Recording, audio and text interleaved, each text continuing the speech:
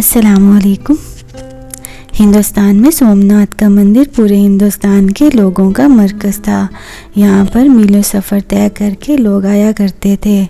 یہاں پر سونے کے بنے ہوئے بت اور مورتیاں بھی نصب کی ہوئی تھیں، اور اس مندر کی خاص بات مورتی کا ایک خاص جادو تھا، جس کی وجہ سے بڑے بڑے لوگ اس کی طرف متوجہ ہوتے تھے۔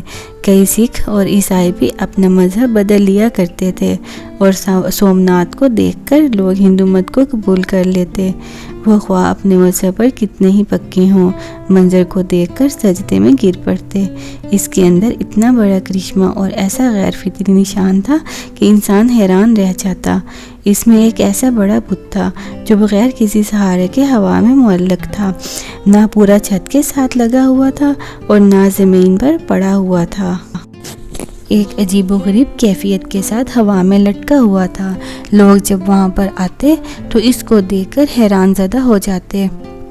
پھر ہندو پنڈت خوب کمائی کیا کرتے تھے کہ اس خاص بت کے لیے پیسے دو اور ہیرے جواہرات اس پر چڑھاؤ تو تمہاری تمام مشکلات حل ہو جائیں گی، تمہارے مسائل ختم ہو جائیں گے۔ یہ ایک بہت بڑا دیو ہیکل بت تھا جس کا پیٹ بہت بڑا تھا۔ اس کے منہ کے ذریعے سے ہیرے جواہرات اس کے پیٹ میں ڈالے جاتے تھے۔ پھر جب مندر خالی ہو جاتا تو 2 یا 3 ہفتوں کے بعد اس مورتی کے پیچھے کمرے کا راستہ تھا جس کو کھول کر اسے سونا چاندی کے زیورات کو نکال لیا جاتا تھا۔ مگر لوگ یہی سمجھتے تھے کہ ہمارے دیے ہوئے خزانے بھگوان کے پاس پہنچ جاتے ہیں اور بدلے میں ہمارے مسائل کو حل کر دیتے ہیں۔ سلطان محمود غزنوی نے اس علاقے کو فتح کیا۔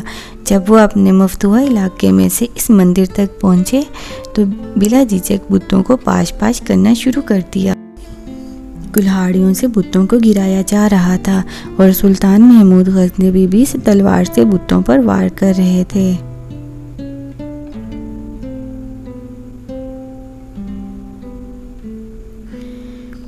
ابھی آدھا مندر ہی بتوں سے پاک ہوا تھا کہ بقایا کو دوسرے دن پر چھوڑ دیا گیا۔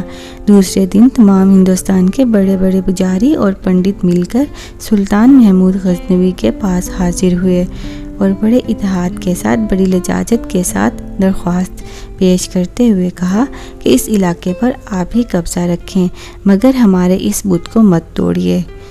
اس کے بدلے میں ہم آپ کو پورے ہندوستان کی دولت دینے پر آمادہ ہیں۔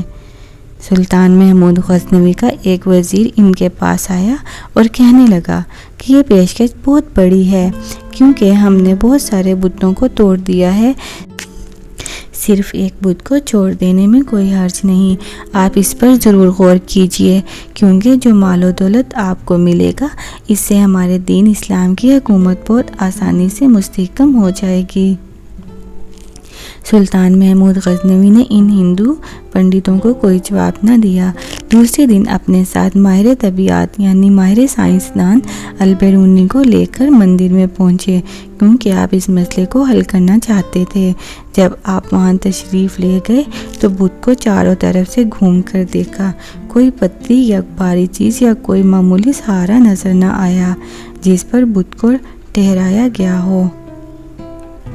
سلطان محمود غزنوی بہت حیران ہوئے اور البیرونی کے ذمہ لگایا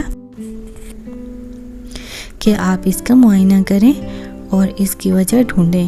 اس بت کو ہوا میں کس طرح ٹھہرایا گیا ہے؟ عجیب و غریب سما بن چکا تھا۔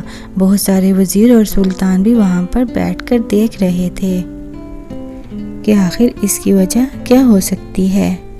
البیرونی بھی پکے سچے مسلمان تھے۔ انہوں نے بڑے غور و خوض سے بت کو دیکھنا شروع کیا، قریب جا کر بت کو چھو کر بھی دیکھا اور چاروں طرف سے بغور دیکھتے بھی رہے۔ آخرکار ان کی سمجھ میں یہ راز آ گیا اور وہ بڑی فاتحانہ مسکراہٹ لے کر بادشاہ کے سامنے حاضر ہوئے اور بڑے ہی ادب سے عرض کیا، حضور، اس بت کے دائیں جانب دیوار کے اوپر والی اینٹیں اگر نکال دی جائیں تو آپ کے سامنے اس کا مسئلہ حل ہو جائے گا۔ سلطان محمود غزنوی جو کافی دیر سے تحقیق ہوتے ہوئے دیکھ رہا تھا، وہ گہری سوچ میں پڑ گیا اور اپنے ایک وزیر کو حکم دیا کہ جن اینٹوں کی طرف البیرونی نے اشارہ کیا ہے وہ فوراً نکال دی جائیں۔ اینٹیں نکلیں تو بت کا راز فاش ہو گیا، کیونکہ دائیں جانب والی دیوار سے اینٹیں نکالی گئیں تو وہ دائیں جانب سے زمین کی طرف جھک گیا۔ ابھی وہ زمین پر گرا نہیں تھا، مگر اس کی ایک طرف بالکل نیچے کی طرف جھک گئی تھی۔ یہی چیز پہلے سے زیادہ حیران کن تھی کہ اینٹوں کا بت سے کیا تعلق ہے۔ سلطان محمود غزنوی نے البیرونی کو بلا کر پوچھا کہ یہ کیا راز ہے؟ ذرا پردہ اٹھائیں اور ہمیں بتائیں کہ آپ تحقیق کی گہرائی تک کیسے پہنچے۔ البیرونی نے بتایا کہ حضور، در حقیقت یہ بت بہت اعلیٰ قسم کے لوہے کا بنا ہوا ہے۔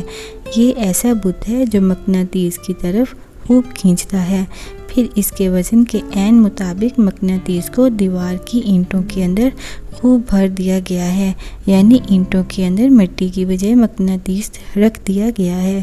یہ مقناطیس بھی اتنے اعلیٰ قسم کے ہیں کہ یہ پوری طرح اس مورتی کو اپنی طرف کھینچتے رہتے ہیں کہ یہ اپنی جگہ سے حرکت بھی نہیں کرتے۔